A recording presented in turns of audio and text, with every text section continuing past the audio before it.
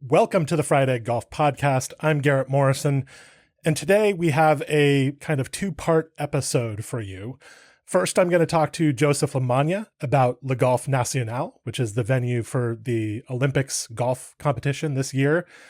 Joseph and I thought we would discuss how this course kind of represents the ultimate case study in course fit and why course fit is important. Then in the second half of the episode, I'm going to speak with Jon Wall, who is the superintendent at Shanqin Bay in China, fascinating Core and Crenshaw golf course.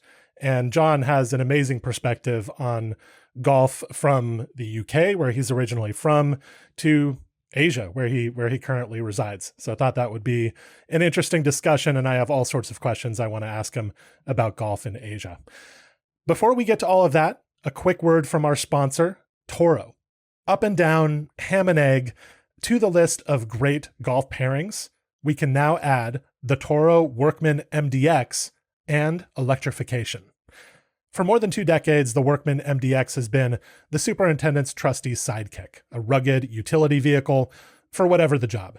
And now it's the same, except the Workman MDX Lithium is powered by Toro's proprietary Hypercell lithium-ion batteries. This means that the charger is on board, ready to be connected to any standard 120-volt power outlet, whenever, wherever. Less time checking batteries and more time getting stuff done with the same power and durability. That's another great golf pairing, a win-win. Visit toro.com/golf and reach out to your local Toro distributor for more information.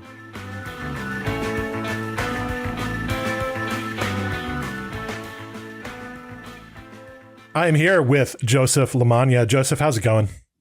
It's going great, Garrett. I'm excited to talk about Le Golf. How are you? Yeah, I'm doing well. We're gonna get into Le Golf National, my favorite course. I think you're gonna try to convince me to have more respect for it by the end of this conversation. No, you're not gonna do that? It feels like you're gonna do that. We'll see.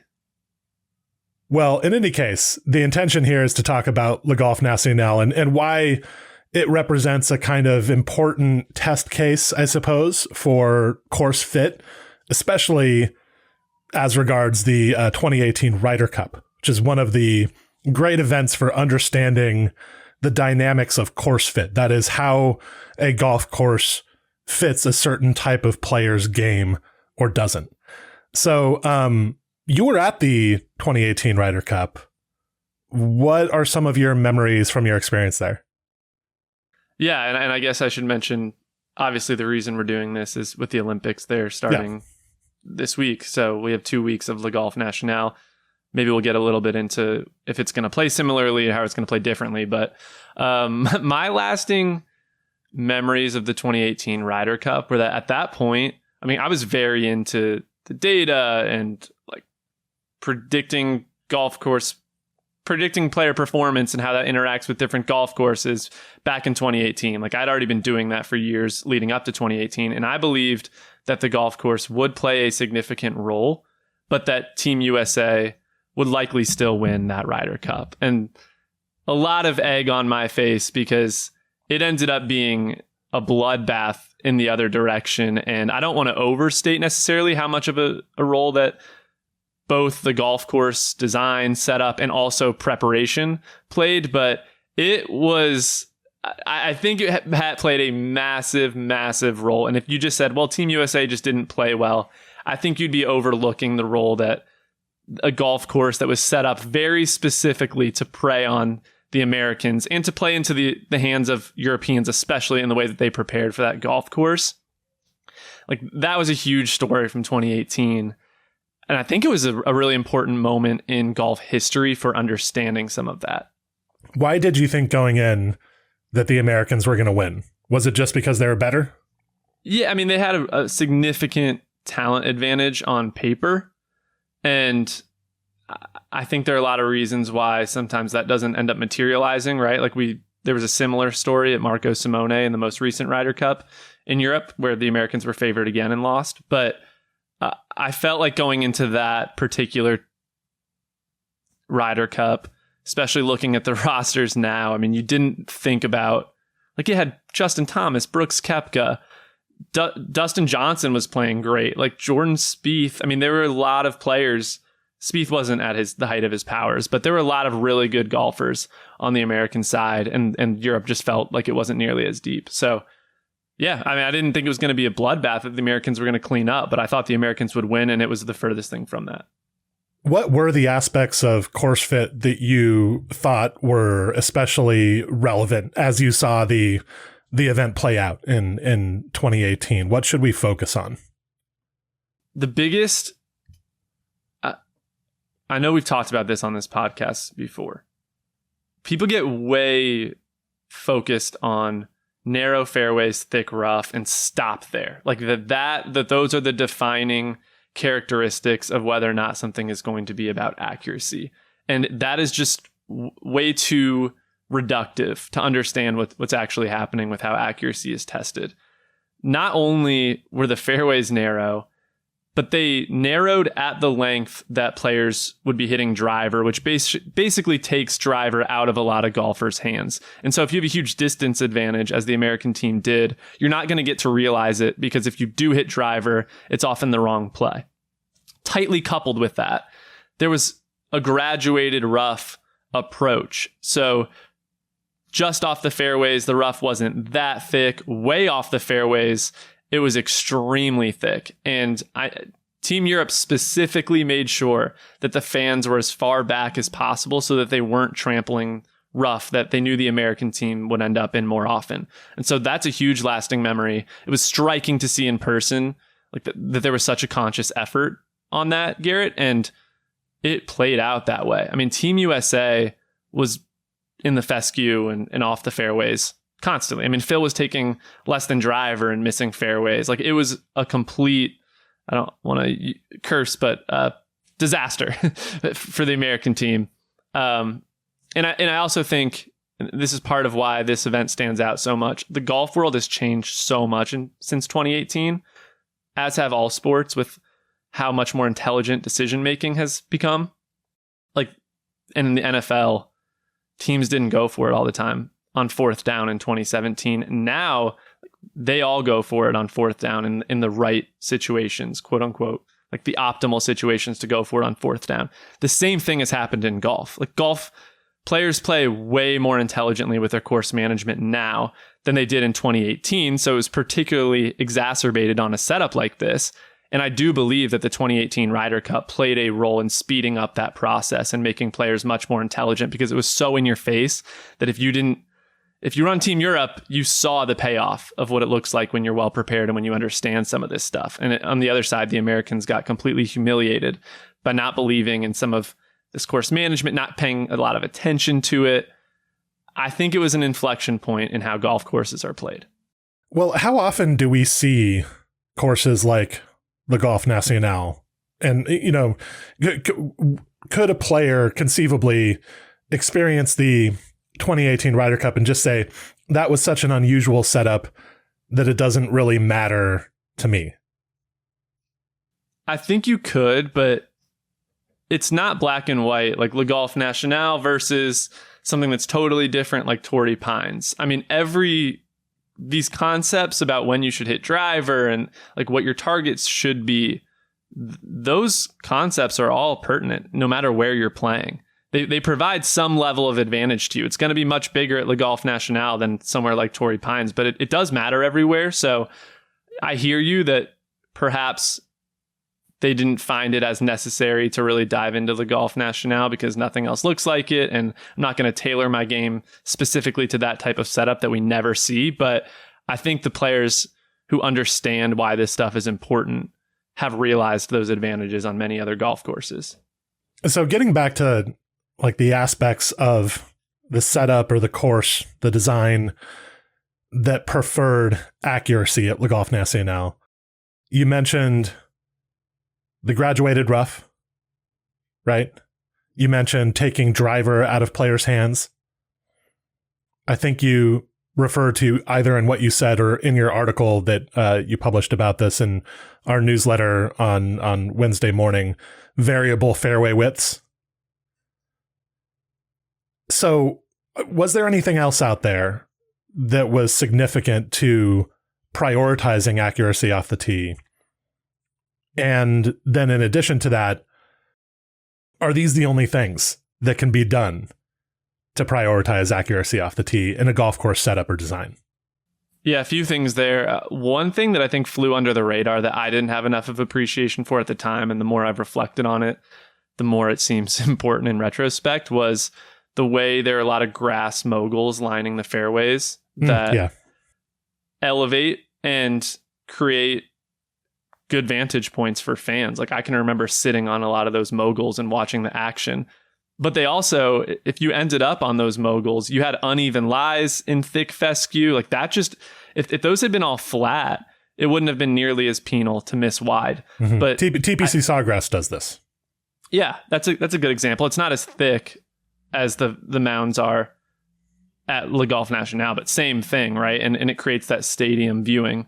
So that was something in retrospect that I think was super important. The other part that was more relevant in 2018 than it would be now, players just knew which clubs to hit off of tees on the European side. And that's part preparation. Like they had more tools at their disposal and a smarter team behind them to understand, like, this is not a driver. This is a 3-wood. This is an iron.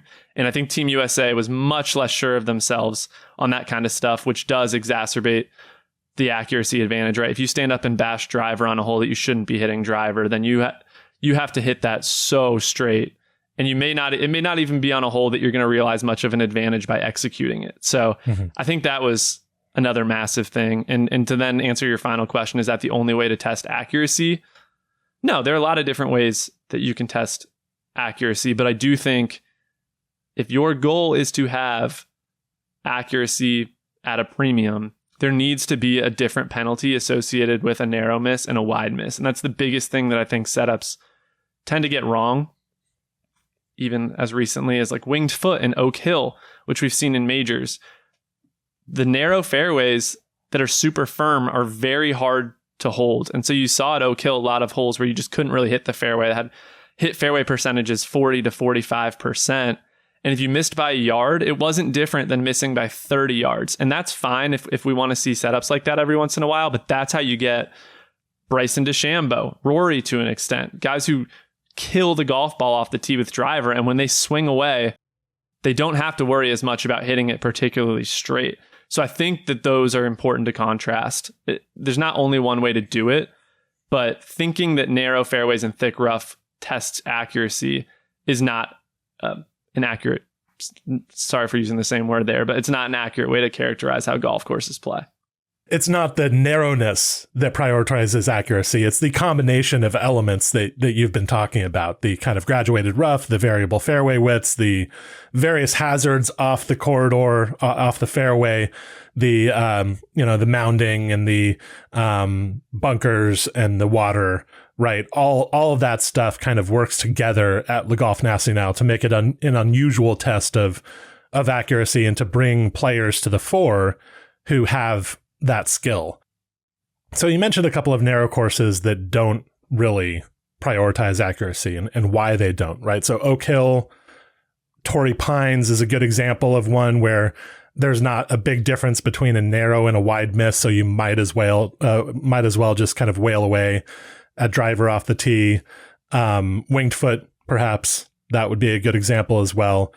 Those are courses maybe that represent a misunderstanding of where the accuracy test comes from. I wonder if there are any wide courses that you think are not necessarily a good test of accuracy off the tee, but present a good test of driving overall, distance and accuracy and strategy combined. To me, the easiest example, and I think it's the best example, is Augusta National, where every player I've talked to about Augusta, when I say, like, I feel like this is much more demanding off the tee than it's given credit for, almost unanimously agree. Despite it being wide, you have to hit the ball relatively straight at Augusta. It's not the biggest premium on accuracy, but you can't go out there and just spray it. We've seen what happens when Bryson does that.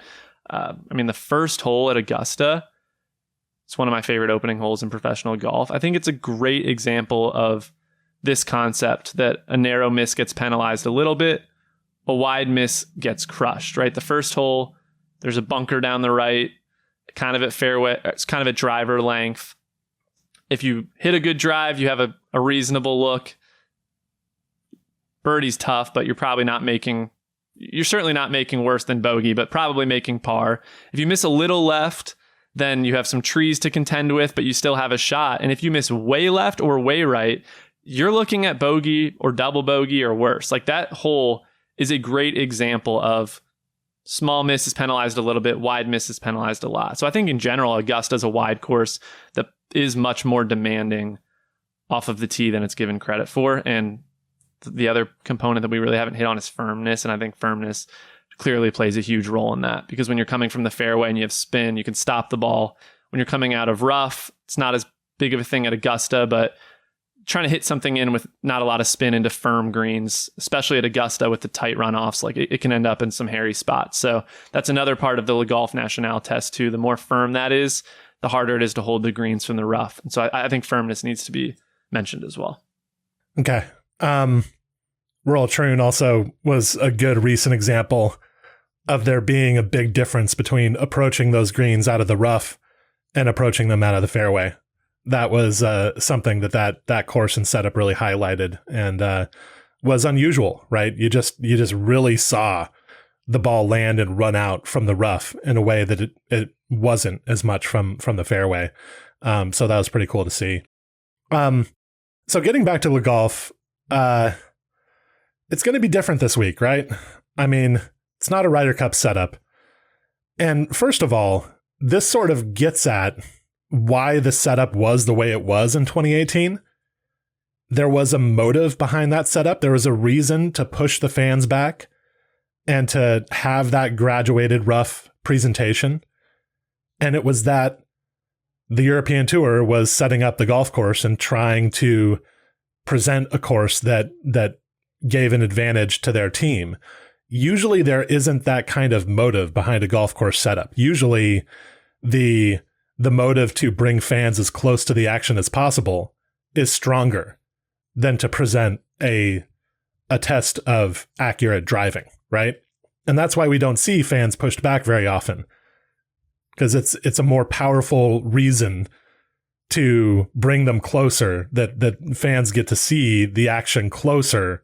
That's a more powerful reason to do that than to make sure that players are being accurate off the tee.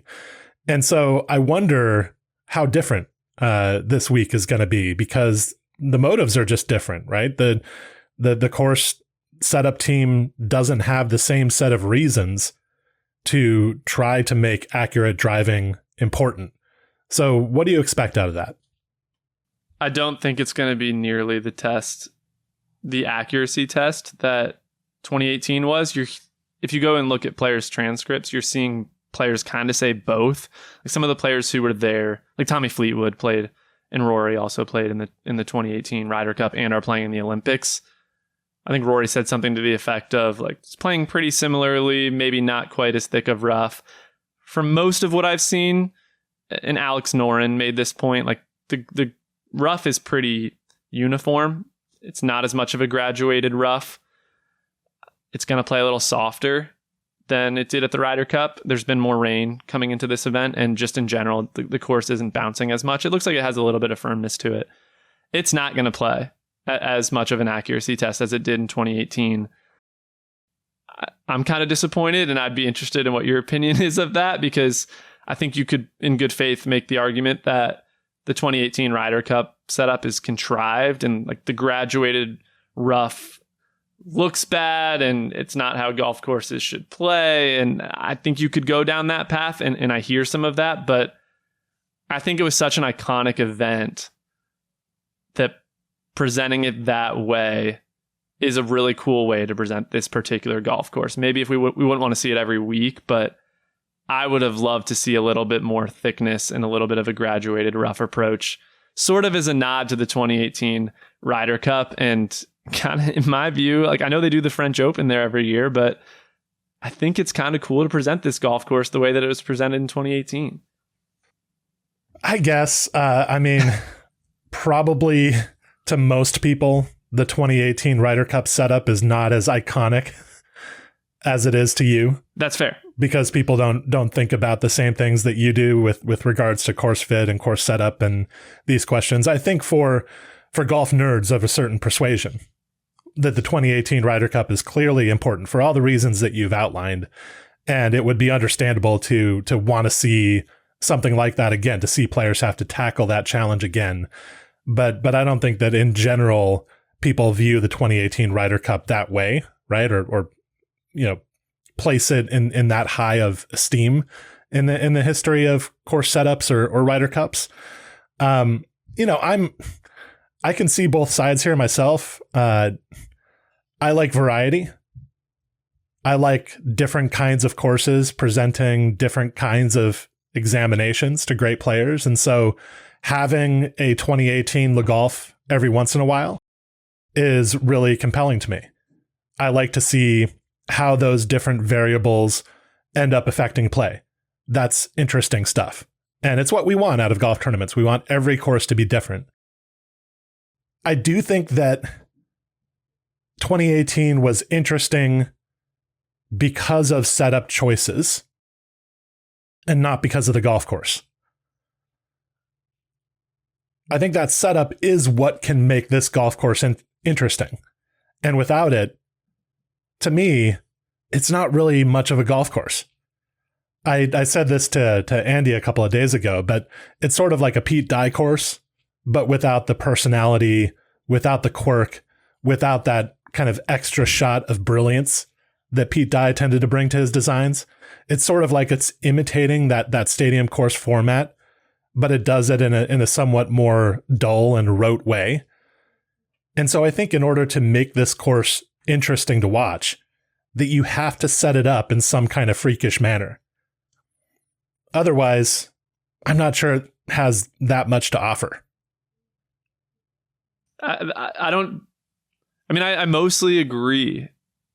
And then that's probably part of what's motivating me to want to see that kind of a setup, because otherwise this golf course may just not have the teeth that or the architecture to make it super interesting. Like, these greens aren't super creative.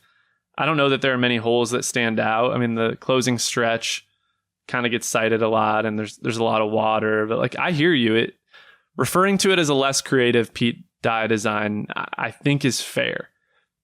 But we saw what it can do when it is set up in a particular way, like it was in the 2018 Ryder Cup, and maybe that's motivating my comments for wanting to see it that way, because it does play very interestingly that way. And some guys just get their butts kicked like that. It's not going to do that this week.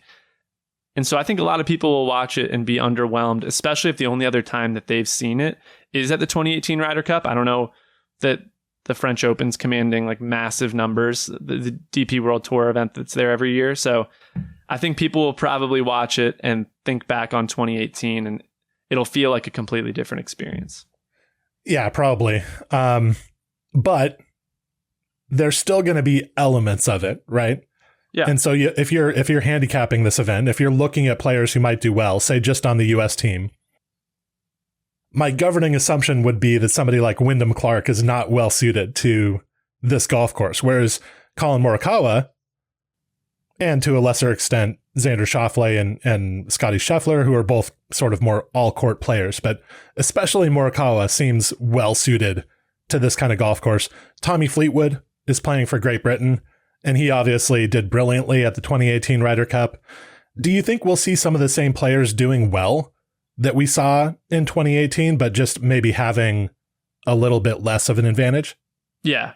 Look, to me, Francesco Molinari, he's not playing in this Olympics, but he's a great example of somebody that in 2018 was playing great golf, not the longest hitter, but hit it dead straight and was a great iron player. Like, I think that's the recipe here. So Scotty Scheffler, great example. Colin Morikawa, great example. I think Corey Connors is a great example of a player who should do really well here.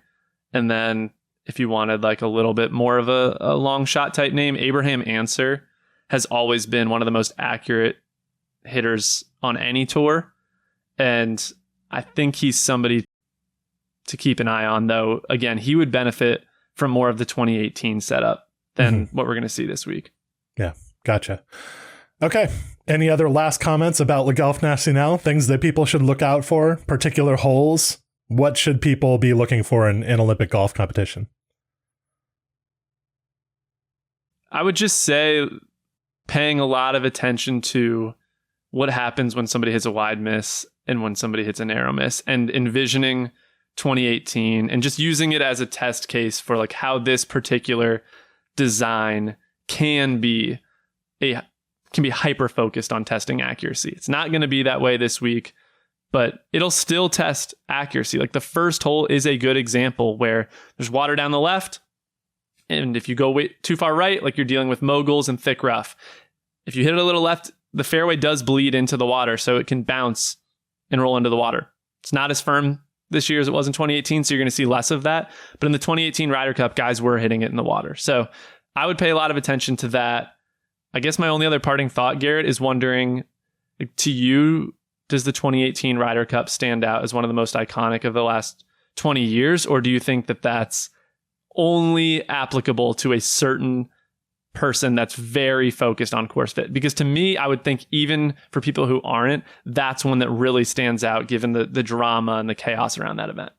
I mean, I guess when I think of the 2018 Ryder Cup, I don't think of course factors as much, though I know that that was important and a big subject of discussion and a determining factor in the result of the event.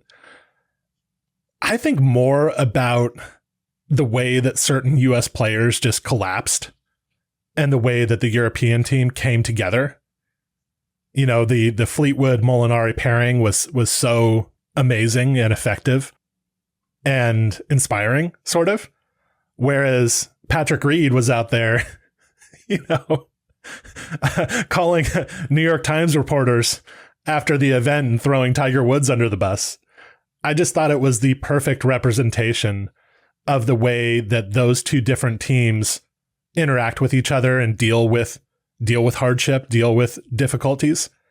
The European team seems to come together, and the US team, at the time at least, seemed to have a tendency to split apart and point fingers and have conflicts with each other.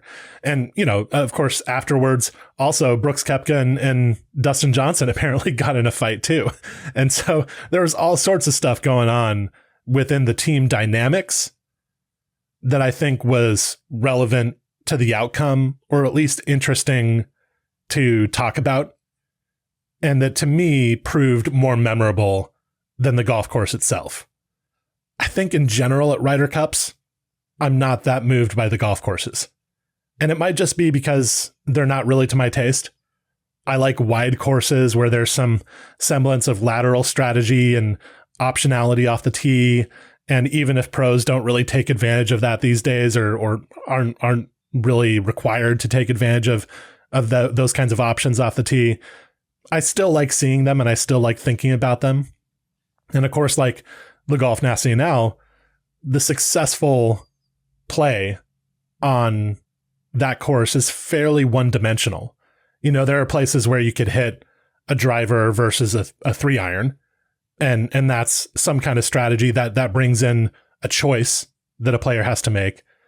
But to me, it's just a little bit less compelling because still the goal is to hit the fairway, and it's a black and white kind of outcome. You're either in the fairway or you're in the rough. Now, what you're saying about the graduated rough and the difference between narrow misses and wide misses, that gives me something else to look at. And that's why I appreciate that analysis, that really does become interesting if you look at the difference in outcomes between barely missing the fairway and missing wide, and then apply that to a place like Torrey Pines. Then you start to understand why Torrey Pines does not emphasize accuracy, but Le Golf does. That's at least fun. And so I can start to look for that kind of thing more. But in general, Ryder Cup venues, and so far Olympic golf venues, aside from Rio, the first one, haven't really done it for me. And so I focus on different things, I guess.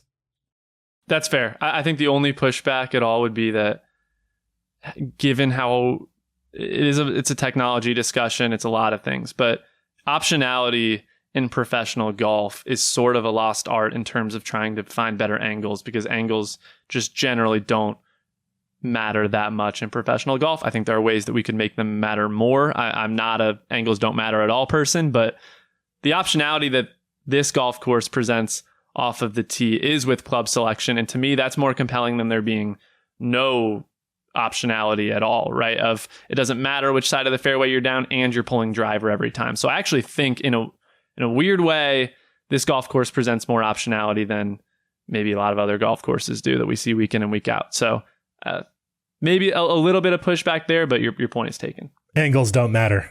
That's what we're concluding on. Man, the Fried Egg podcast certainly has evolved over the years, Joseph.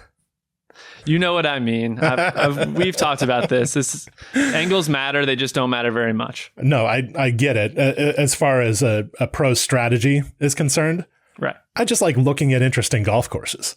That's a lot of what I'm after when I'm watching golf on television. I know that these guys are kind of doing their own thing and just bashing it, and their equipment allows them to do basically whatever they want to whatever golf course they want. And so that's to me kind of a lost cause. But I just like seeing an interesting golf course on the screen.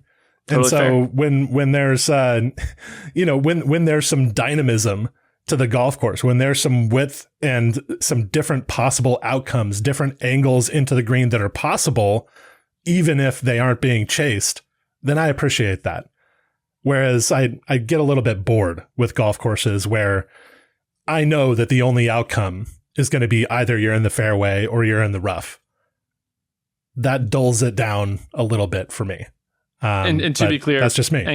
Angles could matter a lot more in professional golf. We just don't go to venues that make them matter. So I am with you on that.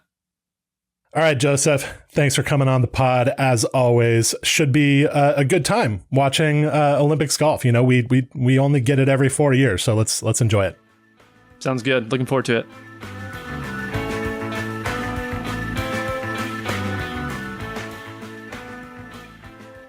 Before we get to my interview with Jon Wall of Shanqin Bay, a word from our sponsor, Toro.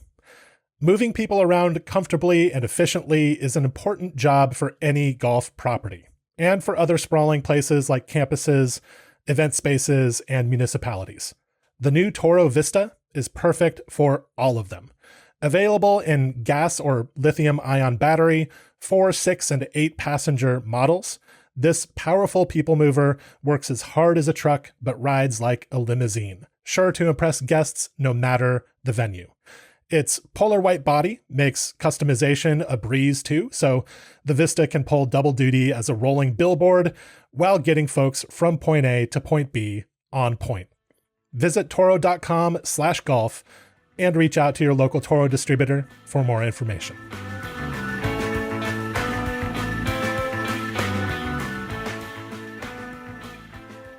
Okay, I am here with Jon Wall, the superintendent at, and I want you to check my pronunciation right off the bat here. Is it Shanqin Bay? Shanqin Bay. Yeah, that's Shanqin Bay. Closer than most. All right. I was trying my best. I was looking up all kinds of resources for how to pronounce this properly, because it looks like Shanqin Bay, which is would not be a propitious name for a golf course, I don't think, Shanqin Bay. but Shanqin Bay sounds a little better. How are you doing today? We're very well, thanks. We're in the midst of summer renovations, and the sun's out, so all is right with the world. Perfect. So, right before we came on, Jon, you let me know that you've actually played Le Golf Nacional, which is what Joseph LaMagna and I discussed in the first part of this episode here. What are your quick takes on Le Golf? What do you think of the course?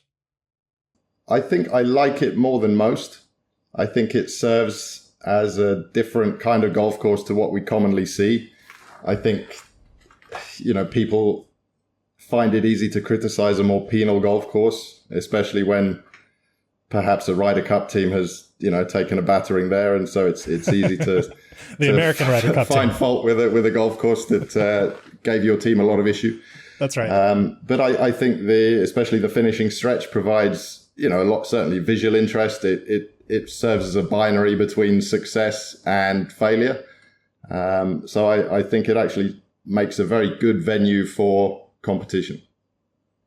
So as I mentioned, Jon, and I'm moving on quickly from the praise of Le Golf National, as you can tell. I'll just I'm not gonna give my stamp of approval to that, though I do acknowledge that the finishing stretch is very nice. You are the superintendent at a very different kind of course, however. Wide fairways. This is a Core and Crenshaw golf course, right? Yes, that's exactly it. We're a little less, let's say, manufactured. That natural style of golf that Core and Crenshaw are famous for is exactly what you get here in spades. Perfect. So you're there now. Where did you get your start in golf? Where did you get introduced to the game? In golf, I started first playing golf just as a schoolboy with friends, nothing too serious. Ended up working on golf courses in England just for a small stretch. And then began an education in turf, which is possible in England, which led to opportunity to work abroad. Traditionally, turf education is possible in England and America. And the rest of the world, yes, you can do it online nowadays, but traditionally you couldn't. And golf is a worldwide game. So it made sense to me as kind of a young man full of, adventure and Faustian spirit, whatever you want to call it, to see what golf was like in the rest of the world. And that took me to France, it took me to Hong Kong, Vietnam, and now China. So I'm,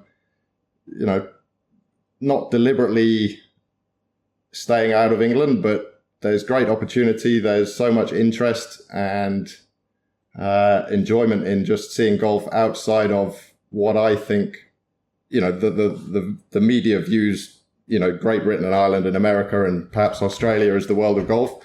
But there is other fantastic golf out there. Where did you grow up in England? About an hour west of London, so a place called Reading. Okay. Did you play much seaside golf when you were growing up? No, actually. My portfolio of British courses is fairly underdeveloped. You come to the other side of the world and you look back at where you grew up and you realize how much good golf was on your doorstep. So I'm kind of kicking myself for not taking the opportunity to play more back when I had the chance.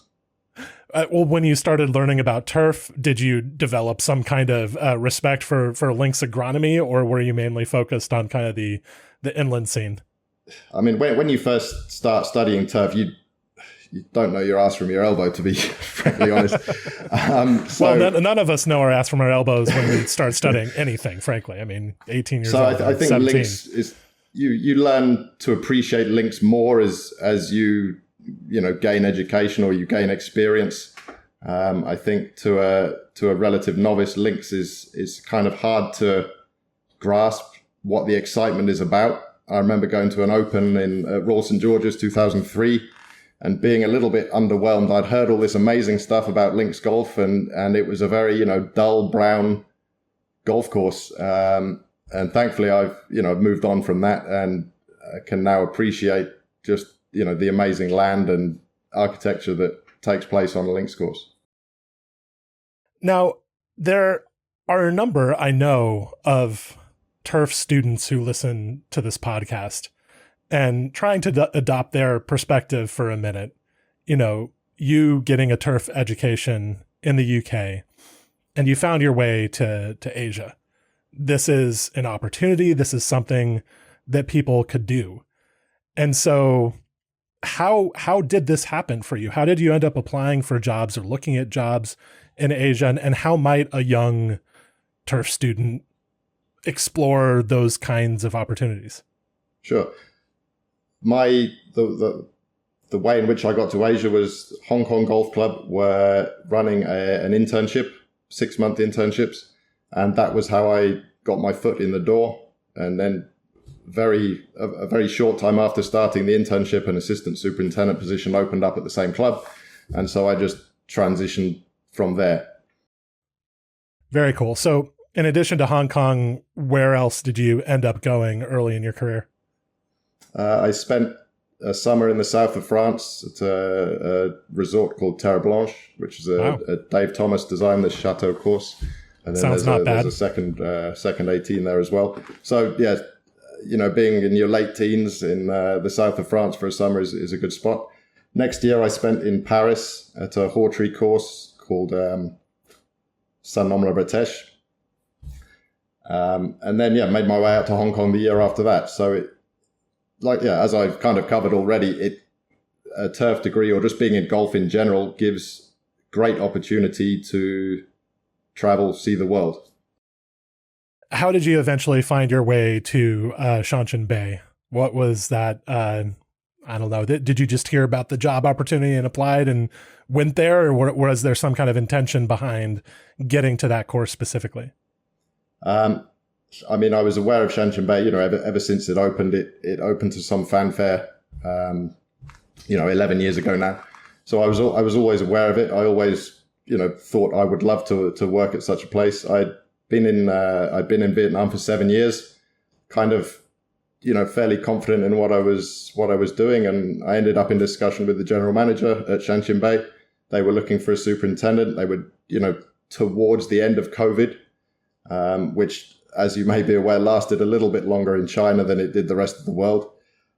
So I saw an opportunity to work at a dream course, kind of buy low, kind of, and with the intention of, selling high in a few years' time. Well, when you say dream course, that is the proper term for this golf course. So for people who aren't familiar with Shanqin Bay or haven't seen the pictures, this is a ranked course. So, it's one of those that shows up in the top 100 rankings and so on. And there are photos of it out there that are pretty widely circulated. But if somebody has not heard of this course, how would you describe it? It is, a Corin Crenshaw course over dramatic seaside land on basically a peninsula. You've got the sea on about 270 degrees of the actual property. It's up and down. It's kind of perhaps you could say an evolved version of the Kapalua property. It's very dramatic in its elevation change.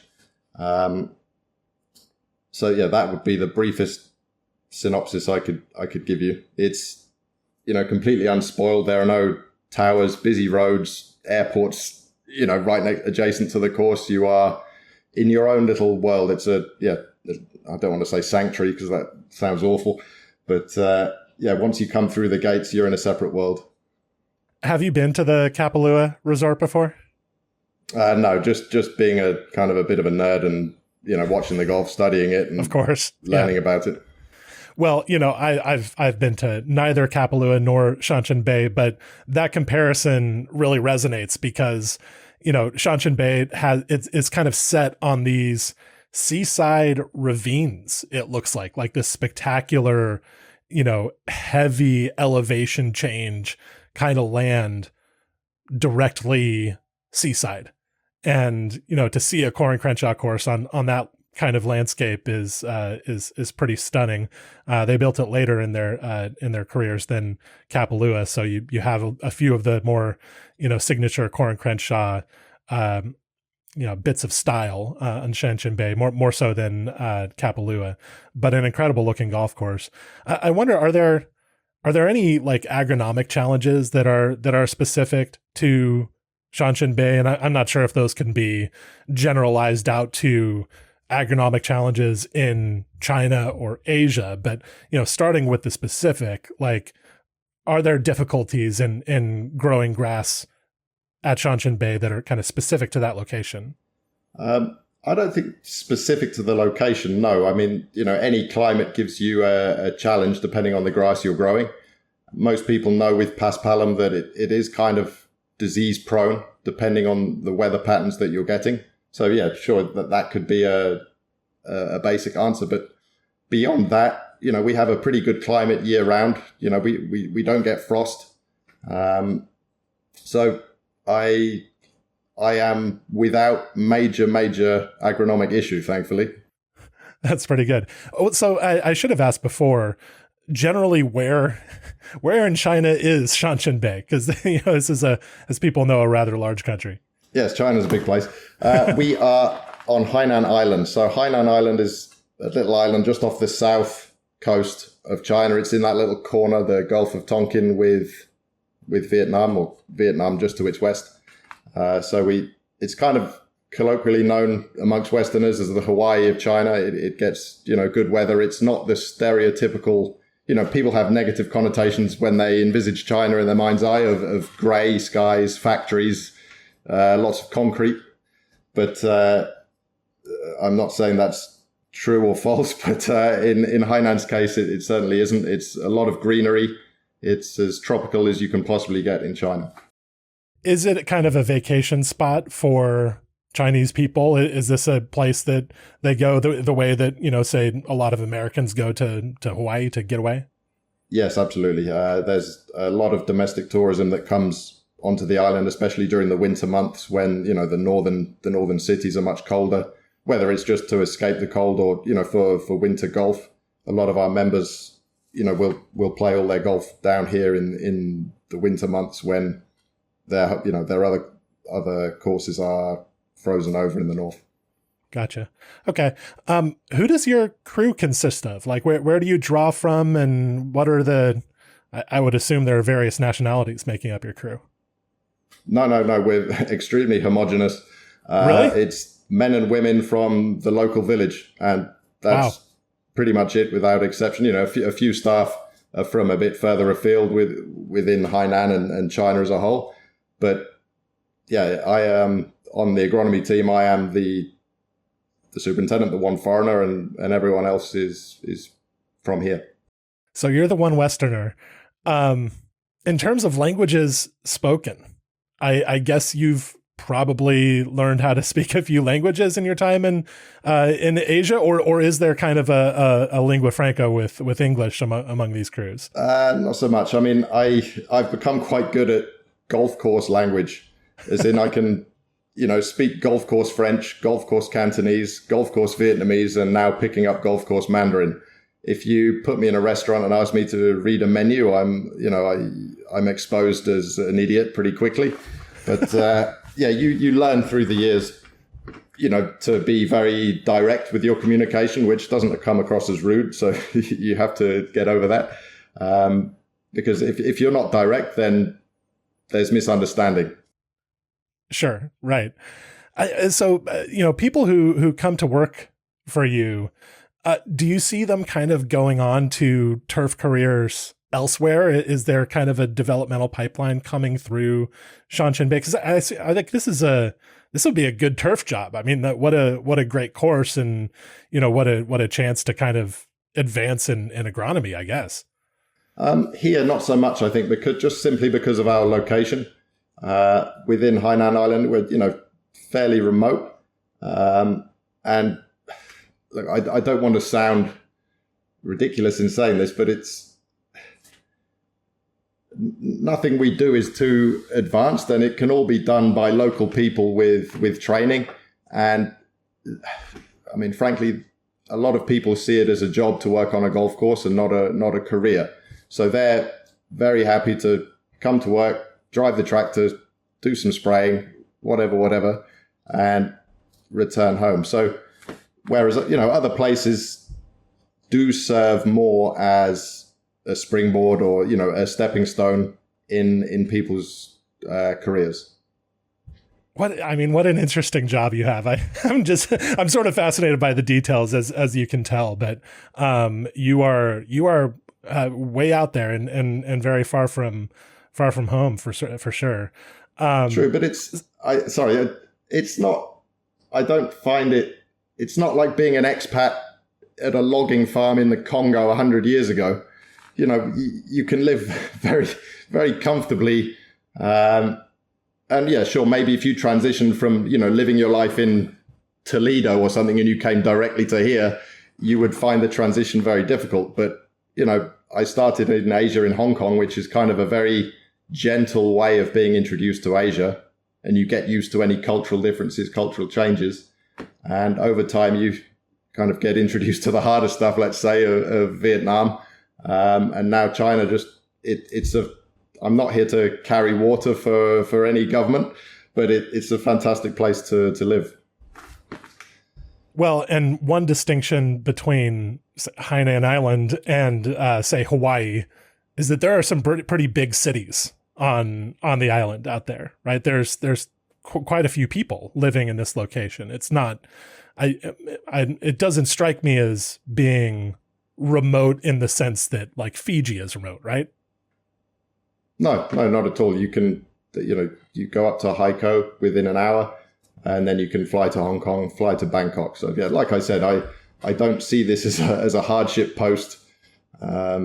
It's very comfortable. All right, so maybe we could chat a bit about the golf course industry in Asia. You have some broad experience in Hong Kong, Vietnam, and China. Vietnam seems to be one of the few places that's really booming and has been for a while in terms of golf course development. It's not something that a lot of Western golfers know a lot about, I don't think, like what the golf course construction industry is like in Vietnam. Why do you think it is such a healthy and growing industry there in Vietnam? A few things. I think as a whole, Vietnam has really come onto the map in terms of tourism in the last, let's say, 10 years. In terms of golf, I would say most of the golf in Asia is quite exclusive, quite private. If you look at China, Japan, Korea, the vast majority of golf is either extremely expensive, prohibitively so, or it's private. And so Vietnam and Thailand and let's say Malaysia as well, maybe Indonesia to some extent, can serve as a very good getaway for a lot of other Asian countries. You can fly to, let's say, Da Nang, have 2 or 3 days of golf and fly back to Korea, let's say, and you can do that for less money than it would cost you to play once at a course outside of Seoul. Gotcha. Okay. So what are some other interesting places and golf courses that you've been to in the general region, whether Vietnam or elsewhere? If we're going to cover Asia as a whole, my personal favorite, and I can tell you the brief story of how I found it. I went to Nepal on a little hiking holiday on my own a few years ago. And I'd done my hike around the mountains, and I was in the town of Pokhara, and quite literally a postcard in a shop window said Himalayan golf course. And I thought, well, I've got a day to spare. I like golf. I might as well go and check this out. It would be interesting to, play golf over here. Had no expectation. And so I turned up, and there's this golf course inside a ravine. There's this giant waterfall, looked like something out of the, Journey to the Center of the Earth. There were sheep. There was a newborn baby goat near the first tee, which it was just this mythical place. The mist was lifting out the ravine as the sun came up and heated the air. And on top of all that, it's a sublime golf course that is entirely unique. There was a visitor book next to the little starter's hut, and Tom Doak had been a guest there, 6 months prior, and his jokey little comment was that it was an 11 on the Doak scale. So I think his word takes a bit more weight than mine, so take it from him that it's an exceptional place. What makes the golf course so impressive? I mean, it's in this massive canyon, right, next to a sort massive of rushing canyon. river. There's this river running through it, which is just kind of white rapids. You're playing over it, along it, down from the cliff edge, over the cliff edges. It's a very, if a golf course can be a drug, it's an extremely strong drug that, makes your eyeballs widen. Yeah, interesting. Do you have any information about how that golf course was built? I mean, I've just seen a few pictures, and I'm kind of stunned that it even exists there. It is one of, I think, I know his name, Major Gurung. So an ex-Nepalese army, major, obviously, owned the land. I probably should have researched this, shouldn't I? And so, he developed the golf course over over a number of years. Okay. That's as best as I can provide. I mean, hey, that sounds right to me. It's not it wasn't Tom Doak out there designing the holes. So, yeah, what an interesting place. So I understand that you've also seen Gil Hanse's effort at the Lido in Thailand, and I was curious about your reactions to that. Not a whole lot of Western media have gotten out to see that golf course, but of course a lot of us have been to the Lido in Wisconsin. It just so happened that Gil Hanse was building a similar concept around the same time near Bangkok. You've been out to see this. What were your impressions there? Yeah, I think obviously the Lido that was built in Wisconsin kind of stole the thunder, and perhaps it's a larger scale than the one in Bangkok. But yeah, I think a Lido style golf course on a flat piece of land is by and large going to be the best possible use of that land. So to play these template holes, and especially with firm turf, a lot of Asia, anyone who's kind of played in Asia may agree that predominantly the conditions can be a bit softer than what a purist would like. My experience at Ballyshire was the complete opposite of that. I've never played on such firm and bouncy turf in Asia, which really adds to the experience of playing such a golf course. Now, they built this golf course kind of, my understanding is, in sort of a floodplain type area, or even like a low-lying kind of area. Am I right about that? Yeah, I mean, the entirety of Bangkok is a pretty flat place. Right. Yeah. So, yeah. So it's impressive that they've gotten it to be firm. Yeah. I mean, that, again, I've been there once. I've played it once. Maybe I was there on a good day. Who knows what it's like after it's been through a wet spell. So I can only speak to the one time. But if they can have it that firm and that fast, I mean, what a fantastic place to play golf. And whether it's accepted by the people that play it, it's a dramatic departure, I think, from what golf predominantly is across Asia, which is green, soft, nice white bunkers. You know the stereotype. So it is a departure from that. Yeah, there is kind of an image of Asian golf courses that I have, and it's such a broad category that it's probably not right to make generalizations about Asian golf courses, right? This is a massive array of courses, but in general, what we're looking at, and specifically maybe even the developments in Vietnam that are going in, the new courses in Vietnam, there does seem to be kind of a general style and what I would characterize as kind of resort golf, right? The bright white sand, the bright green turf, and everything kind of luxurious. Have you seen the potential for like a counter trend, I guess, that goes against that? Or does there exist kind of an alternative to that type of golf in many places that you've been? Yeah, I think there are certainly, let's take Vietnam as an example. There are certainly golf courses there that are exceptions to that rule. So Da Nang Golf Club, which is a Norman course where Harley Cruz was the main kind of on-site architect during the construction. That's a very Sandbelt-esque design, which was one of, the earlier golf courses, 2010-ish, I think, in Vietnam. And yeah, that is surprisingly kind of rugged in terms of, in its departure from, the green stripy stuff that you might see elsewhere.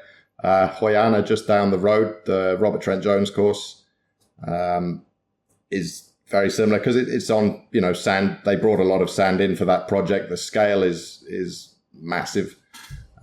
So that is different as well. And then the Norman course in the south, the Bluffs Ho Tram. Again, it's dramatic. It's sandy. There's waste areas. It's not your kind of pond with a fountain style that that does exist in a lot of Asia, but I think it wouldn't be right to paint with too broad of a brush and saying that too many golf courses in Asia are of a forgettable style that isn't appealing to a purist.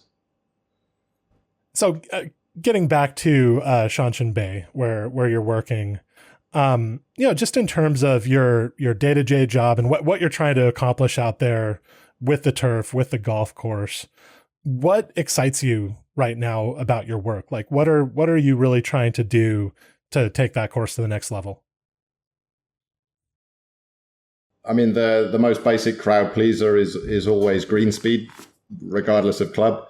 We're not trying to be silly, but there's an expectation of a good speed so that the character and the life of the greens is properly expressed. And that in Paspalum can be a little bit challenging at times depending on the weather, but just getting on top of that, I'd say that's, predominantly why I'm here. Ensuring that the course plays as intended. The jungle here, which surrounds the entire course, I call it jungle, but that's kind of what it is. Ensuring sight lines are maintained, kind of curated natural is, again, not a very poetic phrase, but unless we manage the jungle, it will eat the golf course. But if we manage it too much, then it doesn't look natural. So it's keeping that balance between the two extremes. And then look, the golf course here, it was built. Bill Core only agreed to be the architect, and he spent 156 days on site here, by the way, which is, I think, a pretty extreme number of days given how far away he was from home. So he worked with Landscapes Unlimited to construct the course, forward construction. And so this place was really built exceptionally well.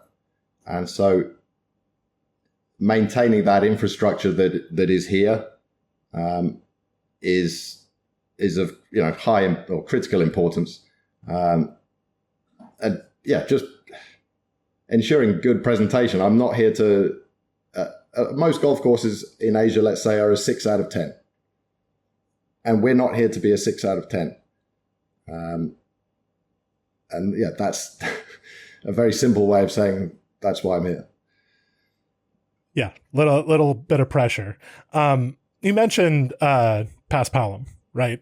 Which I have a vague understanding that this kind of turf has a varied reputation. Tell me about like maintaining this kind of turf, like what it takes to present it really well. Sure.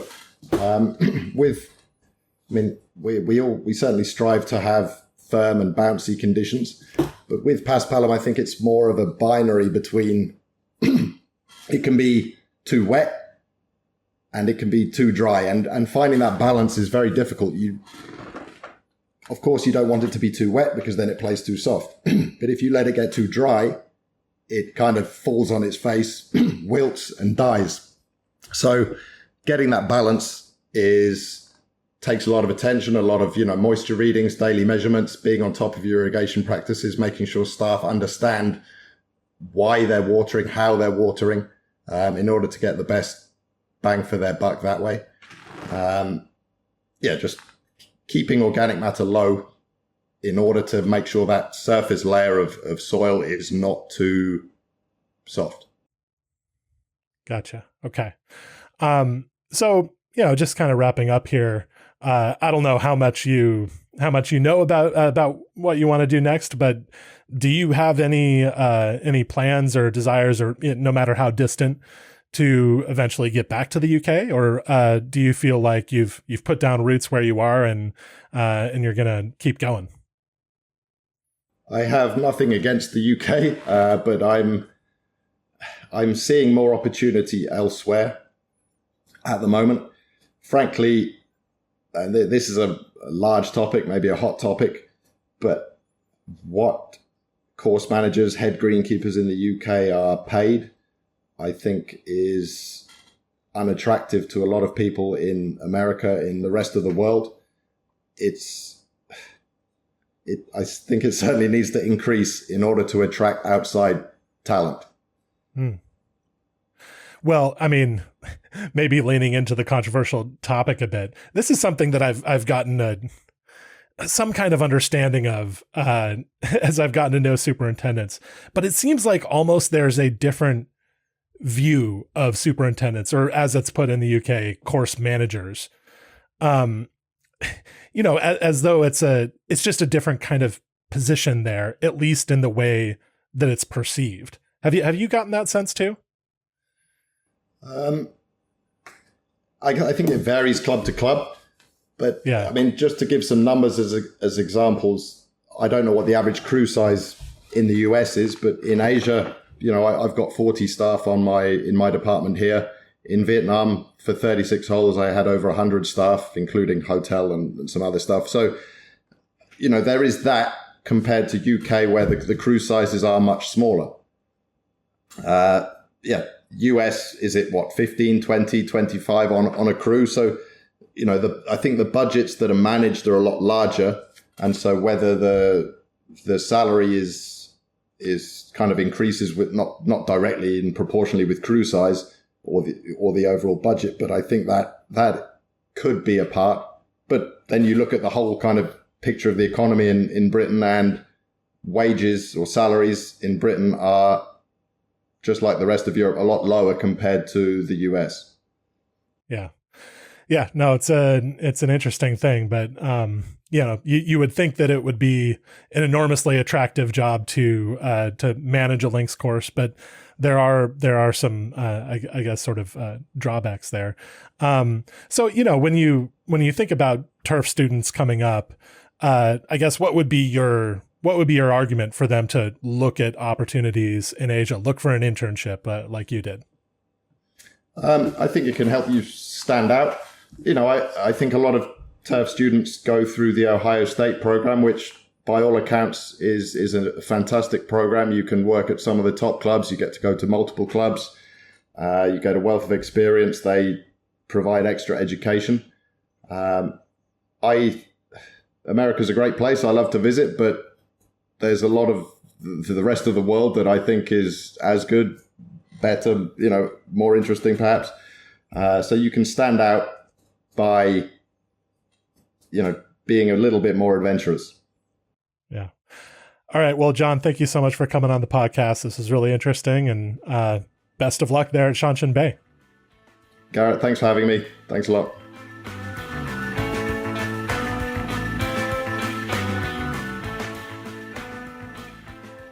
This episode of the Fried Egg Golf Podcast was produced by PJ Clark. Thank you, PJ. If you're enjoying the content that you're hearing on the Fried Egg Golf Podcast, I think you would love Club TFE. That's Fried Egg's membership. It's $120 a year, and you get a lot with it. You get early access to our events, you get an ongoing discount in the pro shop, and you get weekly exclusive content. Course profiles, really in-depth analyses of great golf courses, tour guide, design notebook. These are features that we do on a weekly basis in Club TFE, providing great coverage of golf architecture and professional golf.